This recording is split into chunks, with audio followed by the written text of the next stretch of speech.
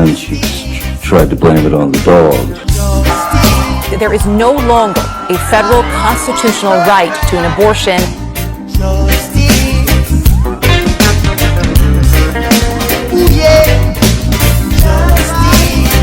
Hey everybody, welcome to Bryant and Baden, Justice Served.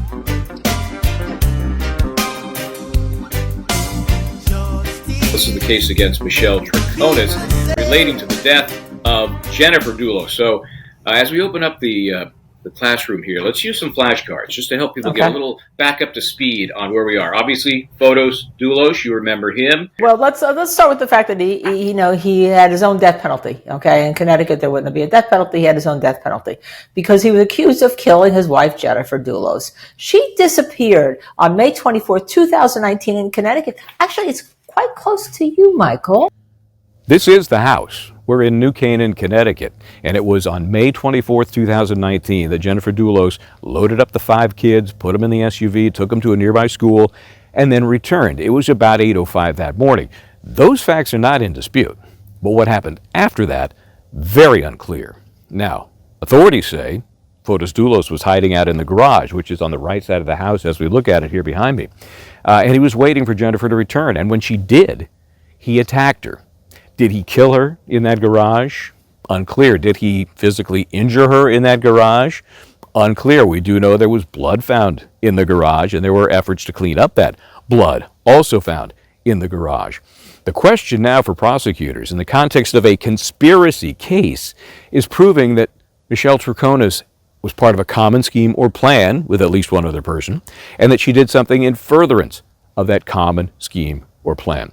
By the way, this house went on the market about 6 months after Jennifer disappeared. According to county records, it is still owned by the same LLC that owned it back then, but they have changed the address. It no longer has the same street address as it did back in 2019, in an effort to kind of remove some of the taint from the alleged crimes that took place in this house.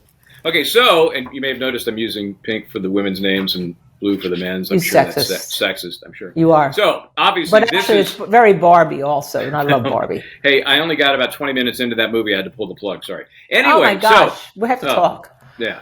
So, anyway. Wait a second. You know Helen Mirren, my doppelganger, she played was you in the movie. narrator. She was the narrator, right? I know. Yes, I'll give you that. That was the best part of the movie.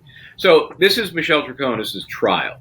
And there was this big, custody battle. That's really what spawned the alleged crime, was this 2-year-long custody battle between Jennifer Dulos and Fotis Dulos. So this is the woman in question at the time, and now she's on the hot seat because obviously Fotis Dulos no longer stand trial since he's offed himself. So she's looking at conspiracy to commit murder and tampering with evidence. Those are the charges. She could go to prison for life. And it's been 4 years since this disappearance. Right. COVID swooped in, slowed things down. Now things are kind of back up to speed.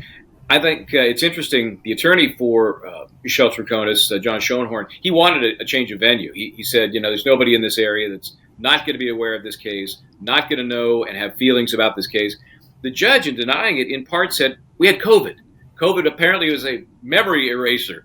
And because that created this 4-year gap, or at least part of it, that's not going to be a problem for the jury. So they've already got the jury selected, and they've just been cooling their heels, waiting to get going for the trial the first part of January. Okay, let me go to a blue card. Okay, very important blue card. Another one. Kent Mulvaney. This guy is the former longtime friend and attorney of Fotis Dulos, and oh, by the way, the only other remaining defendant in the case. This guy's charged with the same thing that Troconis is charged with, the tampering with evidence, the conspiracy to commit murder. And this is key. He's expected to testify against Michelle Troconis in this trial. What do you think? Yeah, and there's some weird stuff with that, because during the suppression hearing that the attorneys for Michelle Troconis made, there were some issues about this guy, because we learned that Fotis Dulos apparently met with Kent Mulvaney's wife in an attempt to try to mend their marriage just a few days before Jennifer disappeared. Now, that is a weird setup, isn't it? I don't know what it means, but it's weird, and it's going to give a lot of cross-examination fodder. Yep, and we're going to learn a whole lot more about that relationship and what kind of deal, if any, he may get out of this. They're all getting deals, right? They're all getting deals. And that's what makes Michelle Troconis' folks so upset. Her parents are very upset because, among other things, there's this other guy. Ready for another name? Yep. Okay. This is Paul Gowini. This guy is a former employee of Fotis Dulos, and he's gotten an immunity deal from the former prosecutor, not the current prosecutor, but the former prosecutor. They're honoring it. Apparently, the deal was struck in 2019, and soon after the crimes. And so he's going to be testifying, and he's going to dump on Michelle. How could he not? He's got immunity. There's no way. Right. So and of course, the cross-examination, Michael, of course, from a defense attorney is like, so when did you find when he got up there and swore to God on the Bible, and did you find it when the jail cell actually closed behind you the first time you may have been arrested, or you were thinking about it? Oh, come on. Yeah, well, that's always the fun part of the cross of a snitch, as it were. But right. The parents of the defendant Troconis, they're just upset because why is this deal being given to this guy, and they're leaving Michelle to twist in the wind. So they're very upset about it. The police, law enforcement must think that Michelle knows where the body is. I think that's where this comes down to, because why else would they be giving everyone else a deal? But don't you think she would give that info up if it meant a better deal for her? No, don't because right now she has a chance of a not guilty. She was in the car. She was in the truck when the 3 bags were unloaded that contained a lot of Jennifer Dulos stuff along the way. Right? That's something against her. But the search warrant had it that there were 30 stops. She was involved in 30 stops of getting rid of evidence. So the police may have some problems, and the attorneys may say, "Hey, look, why should we take it? Why should we plead guilty to anything if we didn't kill Jennifer Dulos? Maybe we knew the husband was planning it, but we just sat there. We don't speak English that well. And by the way, I Michelle Troconis, why would I want his kids? Why would I want his and her kids? Remember, it's the custody battle that started all this. That's certainly going to be a conversation. Yeah, was she fighting for the kids? I don't know. I'm not so sure that was what was going on here. So when we get to this trial, obviously the evidence that's allowed is key, and there's always pretrial motions. Some of the stuff that will be allowed in and some of the stuff that won't be allowed in. Let's talk about that. Let's first talk about the phone. They had a search warrant. They got no search warrant. They took her cell phone saying there were exigent circumstances. That wasn't the problem, Linda, because the physical phone was not the big deal. It was what they were diving into to get. So the court said, no exigent circumstances, no search warrant. Whatever you got from that phone is out. Right. And I'm not sure that precludes them to going back to the judge and maybe an appellate court, take an interlocutory appeal. And I don't know whether the prosecution's thinking about this, to get the actual records, because the records of the phone calls, well, they can still get that because that's separate from getting the phone. I mean, you're thinking about, you want this, right? You want to see all my voicemails. You want to hear I don't think I can handle that. I don't think I can. No.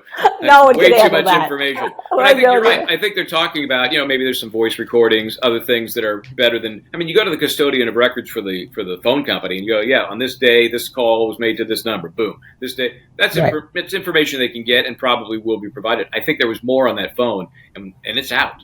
So let's talk about the other stuff that the prosecution won on in these pretrial motions. Okay. There were a number of police interviews. I can do whatever you want, but I didn't do it. And so the defense was saying, hey, number one, Spanish is her primary language, and she didn't have a translator. Number two, they used coercive tactics. They strip-searched her. And they lied to her. And stripped her, sir. I mean, think about it. She goes in and she's arrested and she doesn't understand English as well as a first language.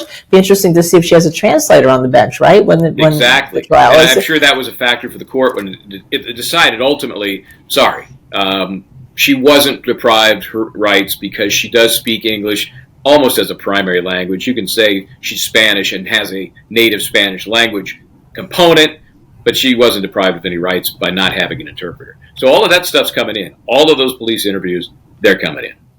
Oh, this is going to be a wild trial. It is.